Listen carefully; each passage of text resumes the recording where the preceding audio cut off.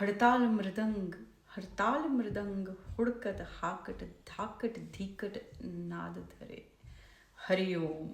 नमस्कार, कैसे हैं दोस्तों? उम्मीद करते हैं आप सभी अच्छे होंगे, खुश होंगे, आबाद होंगे। हमारे चैनल दी सनशाइन वर्ल्ड मीडिया में आप सब एक परिवार की तरह जुड़ते जा रहे हैं। आप सबका कोटि कोटि धन्यवाद।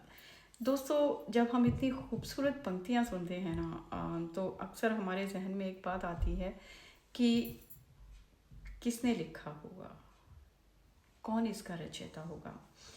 तो आज हम बात करें एक ऐसे महान कवि की जिसकी पंक्तियाँ तो हमारे तक आ गई, लेकिन जिसके बारे में खास करके जो हम हिंदी भाषी लोग हैं वो बहुत कम जानते हैं।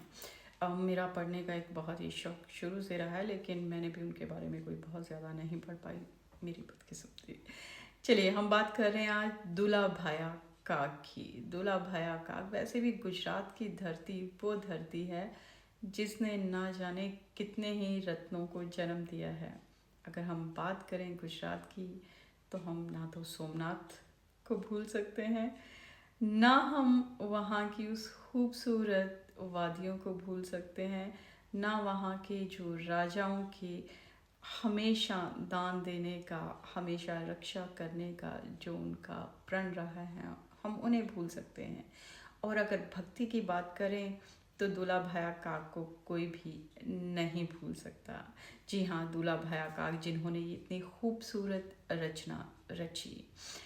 अगर दुलाभाया काग की बात करें, 25 नवंबर 1902 को उनका जन्म जो है वो माजदर भावनगर गुजरात में हुआ।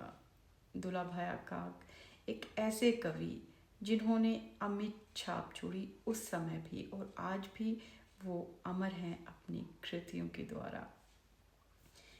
कहते हैं कि जो ये लोग महान होते हैं ना, उनका जीवन कभी भी सरल नहीं होता।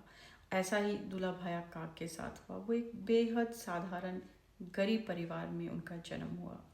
जाति से वो एक चारण जाति से बिलोंग करते थे। एक ऐसी जाति जो भक्ति में डूबी रहती है, जो अपनी भक्ति से लोगों को उस समय जागृत करती थी। अगर हम बात करें इनकी, ये चारण जाति जो है ना, मोस्टली ये लोग चल चल के अपनी कविताओं के द्वारा, अपनी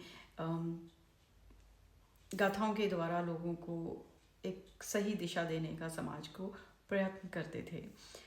1940-50 के दशक में उनकी जो कागवानी रचनाएं हैं वो बेहद प्रिय होने लगी थी, और दुलाभाया काग इस समय जनमानस के दिलों पे छाने लगे थे। ऐसे खूबसूरत रचयिता, लेकिन उनकी जो प्रारंभिक शिक्षा है वो बेहद कम थी। मात्र 5वीं कक्षा तक उन्होंने शिक्षा प्राप्त की, क्योंकि जो घर के हालात थे वो इतने अच्छे नहीं थे कि उन्हें अच्छी शिक्षा मिल सकती। लेकिन इसके बावजूद माँ सरस्वती का उनके ऊपर अलग ही आशीर्वाद था। उन्होंने इतनी अच्छी रचनाएं हमें दी, समाज को दी, कि आज भी वो अपनी रचनाओं के द्वारा अमर हैं। 1962 में जो भारत सरकार है, उन्होंने इनके जो लेखन कार्य है और इनके समाज के प्रति जो इनका कार्य रहा, उनके लिए इन्हें पद्मश्री से सम्मानित किया। 1970 के दशक में गुजरात में संत कवि के रूप में इन्हें व्यापक सम्मान और पहचान मिली। लेकिन कहते हैं ना कि ऐसे लोग, ऐसे महान आत्माएं जो इस धरती पे आती हैं, वो समाज के लिए तो बहुत कुछ करती हैं। इन्होंने, जहाँ तक मुझे याद है, इन्होंने अपनी सारी जो धरती थी, इनके पास जो कुछ ज़मीन का टुकड़ा था वो भी दान में दे दिया था, समाज के उत्थान के लिए, सामाजिक कार्यों के लिए। 22 फरवरी 1977 को ये महान आत्मा अपना ये देह छोड़कर हमेशा के लिए भगवान के चरणों में विलीन हो गई। लेकिन कहते हैं ना कि कुछ लोग, कुछ आत्माएं कहीं पे भी चली जाएं, चाहे वो इस धरती लोक पे हों या वो स्वर्ग लोक पे, वो अमर होती हैं, उनकी जो कृतियाँ हैं वो अमर होती हैं। उन्होंने इतनी अच्छी जनमानस को शिक्षाएं दी हैं कि अगर आज भी उनकी शिक्षाओं के ऊपर हम चलें तो हमारे समाज का उत्थान संभव है। आज अगर हम लोगों को देखते हैं, आज के जो गाने हैं, आज की रचनाएं, कई तो इतनी फूहड़ हैं कि हम परिवार में बैठ के सुन नहीं सकते, पढ़ नहीं सकते। लेकिन ऐसे महान विभूतियाँ जो कभी कभी ही जन्म लेती हैं, उनके ये कार्य हमें प्रेरित करते हैं, हमें बताते हैं कि समाज के लिए हमारा उत्तरदायित्व क्या है।